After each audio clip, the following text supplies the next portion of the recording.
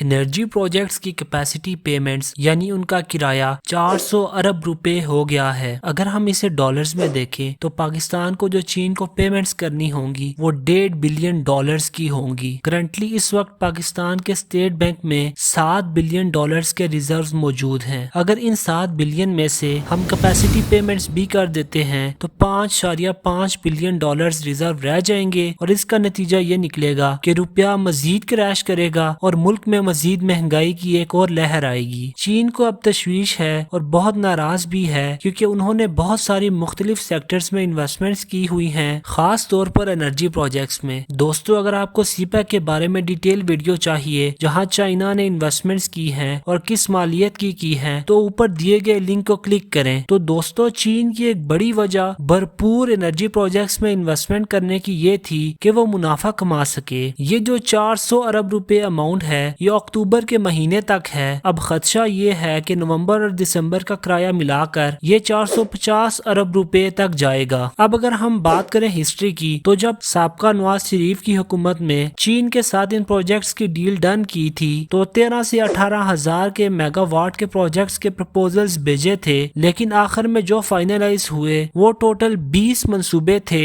جو 12,048 mega what بجلی produce کر سکتے تھے۔ ان میں سے اب تک 13 پروجیکٹس تکمیل کر چکے ہیں جو کمپلیٹلی آپریشنل بھی ہیں، اور ان منصوبوں سے جو الیکٹریسٹی جنریٹ ہو رہی ہے وہ لگ بھگ 8,000 میگا واٹ ہے۔ ان منصوبوں میں 7 کوئلے کے ہیں، بقایا سولر، ونڈ اور ہائیڈل کے ہیں۔ اس کے علاوہ جو ایک منصوبہ دسمبر کے اینڈ تک یا جنوری میں تکمیل کرے گا اس کا نام ہے سوکھی کناری ہائیڈرو پاور پروجیکٹ، جو 884 میگا واٹ بجلی پیدا کر سکے گا۔ اس پروجیکٹ کی تکمیل ہونے کے بعد ٹوٹل انرجی پروجیکٹ سی پیک کے اندر 14 ہو جائیں گے، اور وہ 8,884 میگا واٹ بجلی بنانے کی صلاحیت رکھیں گے، اور پھر پاکستان کی حکومت کو کرایہ بھی 14 سے بامقابل مزید بڑھ جائے گا۔ دوستو، جو ٹوٹل 20 پروجیکٹس جو چین نے فائنلائز کیے تھے اس میں 14 کی تکمیل کے بعد پاکستان خود باقی 6 منصوبوں میں ڈیلے کر رہا ہے۔ اس کی وجہ یہ ہے کہ اب پاکستان کے پاس اپنی ضرورت سے زیادہ بجلی پروڈیوس کرنے کی صلاحیت موجود ہے۔ اس ٹائم جو منصوبے پاکستان میں لگے ہوئے ہیں وہ 44,000 میگا واٹ بجلی پروڈیوس کر سکتے ہیں۔ پیک سیزن میں گرمیوں میں جو ہمارے ملک کی ضرورت ہے وہ 30,000 میگا واٹ کی ہے۔ تو سوال یہ ہے کہ لوڈ شیڈنگ پھر بھی کیوں ہوتی ہے؟ اس کی 2 وجوہات ہیں: چوری کو روکنے کے لیے اور پرانا سسٹم ٹرپ کرنے کی وجہ سے۔ اور اگر ہم آج کل کی بات کریں تو سردیوں میں ہماری ڈیمانڈ 10 سے 12,000 میگا واٹ تک ہوتی ہے، یعنی کافی حد تک گر جاتی ہے، اور ہمارے پاس جو بجلی بنانے کی کیپیسٹی ہے وہ 44,000 میگا واٹ ہے، لیکن ہم نے جو کرایہ ادا کرنا ہے وہ پورے سال کا ہے۔ دوستو، اب ہمیں دیکھنا ہے کہ پاکستان اس مسئلے کو کیسے حل کرتا ہے، اور سب سے درخواست ہے کہ دعا گو رہے